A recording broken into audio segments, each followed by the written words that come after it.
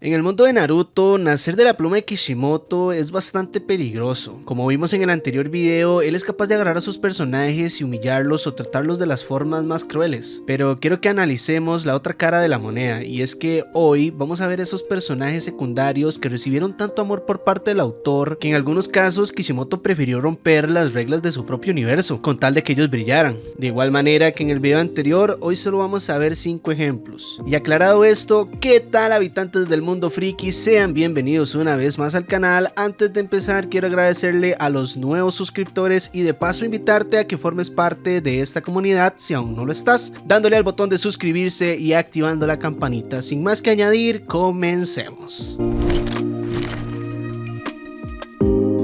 Arranquemos con el maestro de la juventud. Para los que no han visto el video anterior, analizamos cómo Kishimoto trató de no muy buena forma a Rock Lee, pero con su maestro Maito Gai la historia fue otra. Y es que al inicio Gai parecía el típico personaje cómico, pero Kishimoto desde el principio le dio un aura de misterio en torno a su fuerza.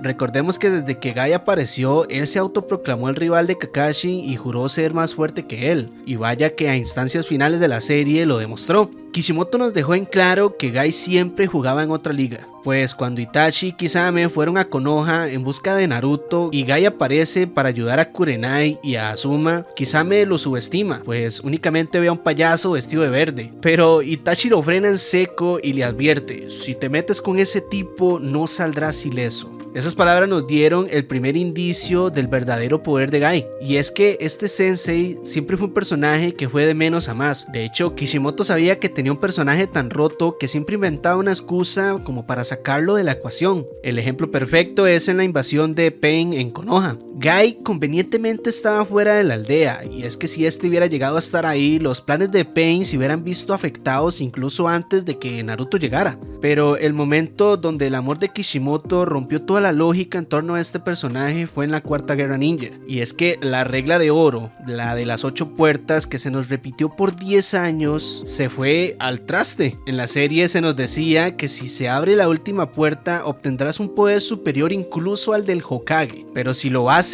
significa la muerte. Su propio padre la palmó así y fue contra enemigos mucho más débiles que los que enfrentó Gai. Sé que eso se escucha como queja y puede que lo sea, pero Kishimoto se pasó esto por la raja por lo siguiente: cuando Gai Sensei toma la decisión de sacrificarse, esto nos da una de las peleas más épicas de toda la obra, destruyendo así el cuerpo de Madara Jinchuriki. Posteriormente, ¿qué es lo que hace Kishimoto? Pues desde mi punto de vista, honestamente a este le da miedo deshacerse de él, otorgándole a Naruto un poder prácticamente sacado de la nada para salvarle la vida. Y miren, la verdad es que puede que esto esté bien justificado, pero la mayoría de los fans estamos claros en que aquí el autor se equivocó, pues como veremos más adelante en este video, dejar morir a tus personajes también es una forma de respetarlos, tanto por el valor del acto como la lógica en las reglas en las que tú pones en tu obra. Y es que aquí Kishimoto prefirió dejar vivo a Gai, aunque sí, en una silla de ruedas, en lugar de inmortalizarlo para siempre con el acto de sacrificio más importante de toda la serie.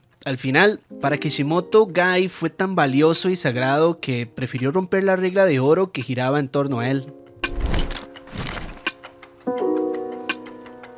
Ahora continuemos con el sabio pervertido, uno de los personajes más queridos por todo el fandom, incluyéndome. Y es que Jiraiya es el ejemplo perfecto de que el amor de un autor no se demuestra dándote power-ups infinitos, sino simplemente respetando la dignidad de tu historia. Kishimoto lo diseñó para ser el pilar emocional de toda la obra. No solo fue el maestro del protagonista, sino del cuarto Hokage, además de los futuros miembros fundadores de Akatsuki.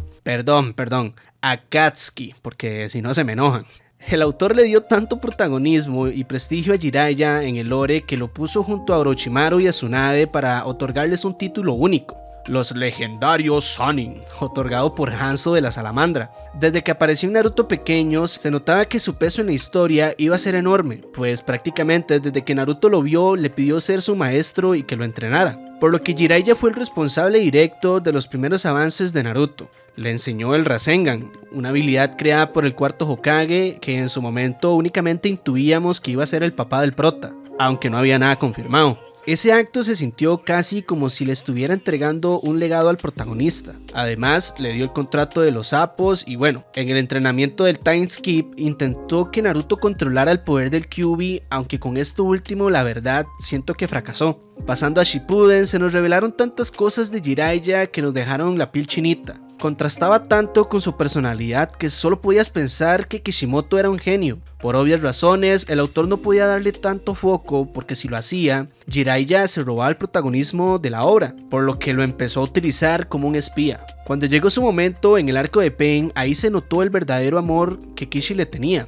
Pues aquí se nos contó toda su historia y el plot twist de que Nagato fue uno de sus alumnos fue algo magistral, pues todos temíamos de cómo iba a acabar eso. Sin embargo, en esa batalla Kishimoto lo hizo lucir como un absoluto jefe. Fue el primero en mostrarnos el modo sabio y obligó a Pain a usar sus 6 caminos, porque según el propio villano, si Jiraiya hubiera sabido sus secretos desde un inicio, ellos no habrían ganado. Pero lo que termina de demostrar que Kishimoto amaba a este personaje es que en la cuarta guerra de los guionazos no lo revivió, prefirió respetar el legado que había ejemplificado con su muerte. Y desde mi perspectiva eso fue lo mejor que pudo hacer. De haberlo revivido le hubiera pasado lo mismo que a otros personajes que aparecieron en este arco, los cuales perdieron toda su dignidad. El autor prefirió dejarlo descansar en paz antes de usarlo como carne de cañón. Al final para Kishimoto, el legado de Jiraiya fue tan intocable que prefirió inventarse una regla física antes de arruinar el final épico que le otorgó.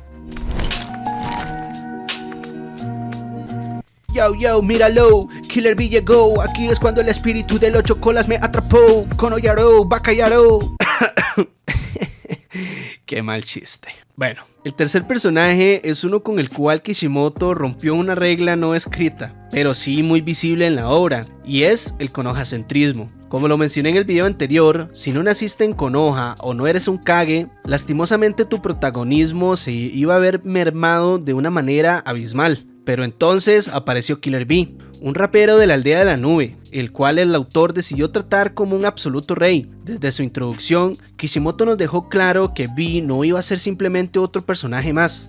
Porque ¿se acuerdan cuando Sasuke venía crecidito después de matar a Itachi? Y se fue con todo su equipo a disque capturar al 8 colas.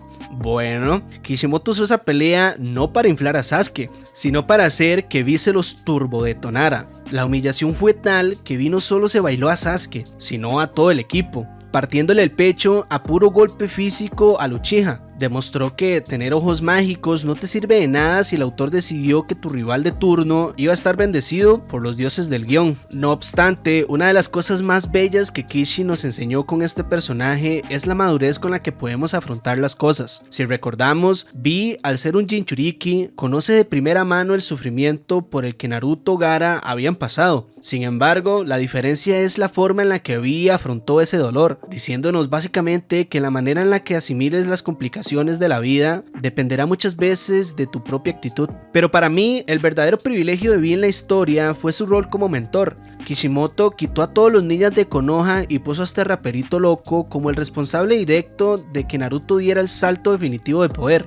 Él era el único Jinchuriki que logró una amistad perfecta con su bestia con cola, y gracias a eso le enseñó al protagonista a dominar el modo chakra del Kyuubi. Sin Bee, Naruto jamás hubiera alcanzado su paz interior. Y también es fascinante cómo Kishimoto siempre le daba escapes geniales, como cuando engañó a Sasuke usando un tentáculo de sustitución para irse. Mientras que los demás Jinchurikis fueron masacrados o olvidados para avanzar la trama, Bee sobrevivió a Madara, sobrevivió a la extracción de su bestia y llegó vivo hasta el final de la obra sin perder nunca su esencia. Lo que nos dice que para Kishimoto, Killer Bee fue tan valioso que prefirió sacrificar el orgullo de sus villanos. Además, demostró ser el único personaje capaz de romper por completo el Konoha-centrismo en la obra.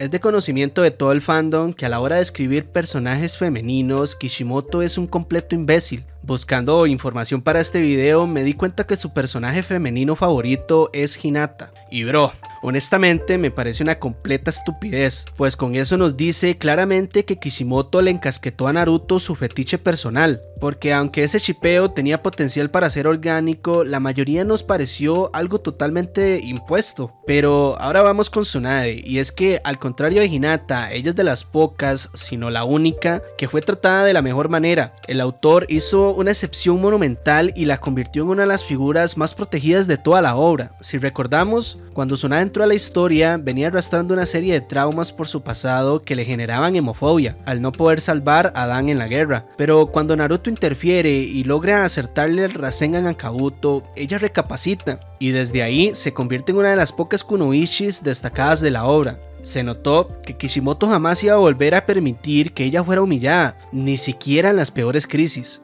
Eso sí, cuando Jiraiya murió, el sentimiento fue tal que volvió a derramar sus lágrimas, pues aunque en el inicio de la obra ella no sentía amor por él, antes de Jiraiya irse a su última misión, ella le dejó saber que podría tener una oportunidad si volvía con vida.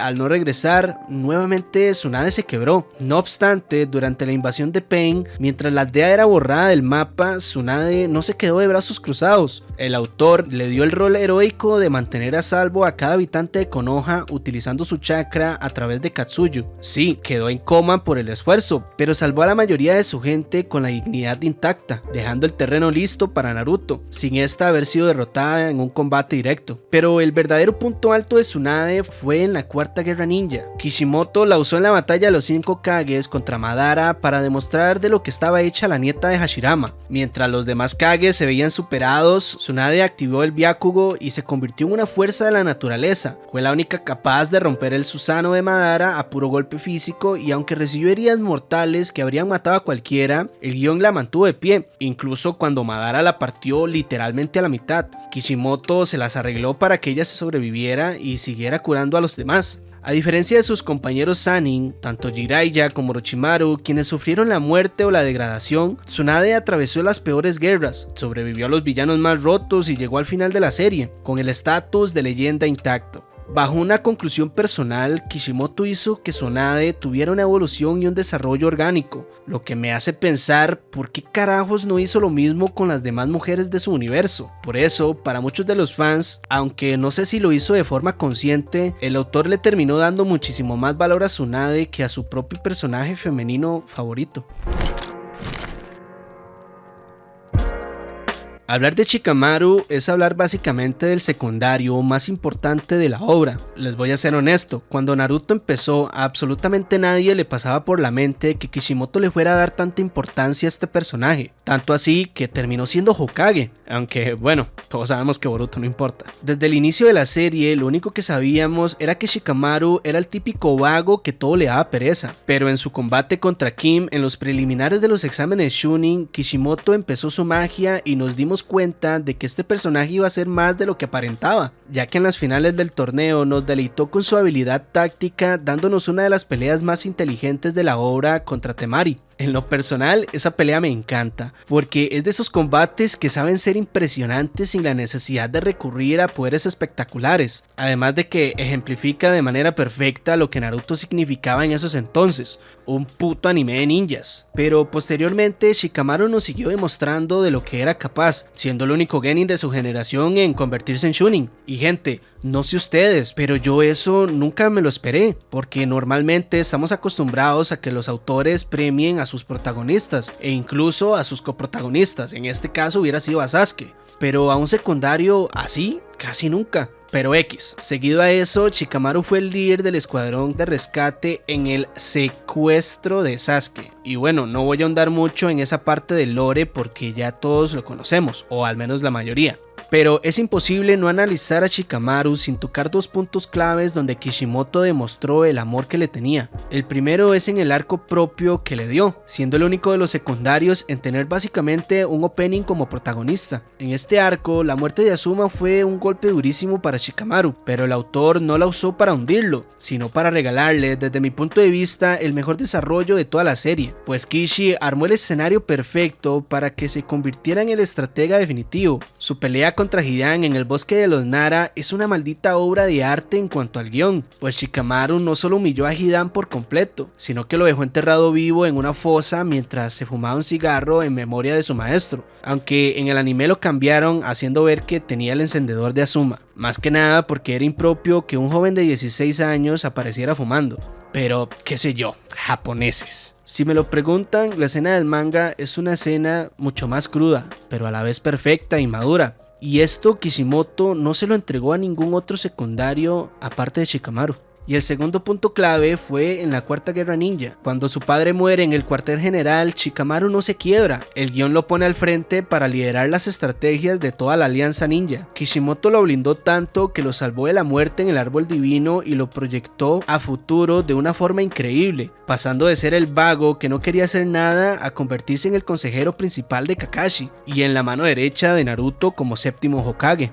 En conclusión, Shikamaru es la demostración de que el verdadero respeto en el mundo ninja no se gana naciendo en un clan bendecido por los dioses, sino teniendo la madurez para convertir la pereza en responsabilidad, demostrando que tener la mente fría para pensar las cosas antes de actuar te puede ayudar muchísimo más de lo que esperas.